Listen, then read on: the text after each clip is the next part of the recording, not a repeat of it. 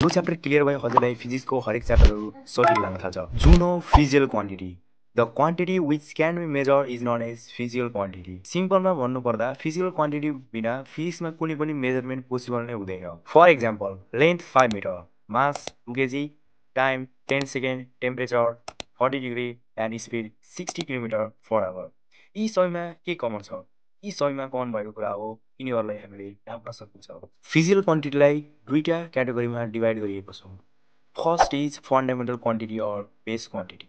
Fundamental क्वान्टिटीको unit fixed हुन्छ, जस्तै length metre, mass kilogram, time second, temperature kelvin and so on. Second is derive quantity, जुन दुईटा fundamental क्वान्टिटीको कम्बिनेसनबाट बनेको हुन्छ। For example speed. स्पिडको युनिट हुन्छ मिटर पर सेकेन्ड, जुन दुईटा फन्डामेन्टल क्वान्टिटीहरू मिलेर बनेको हुन्छ, जुन हो मिटर र सेकेन्ड।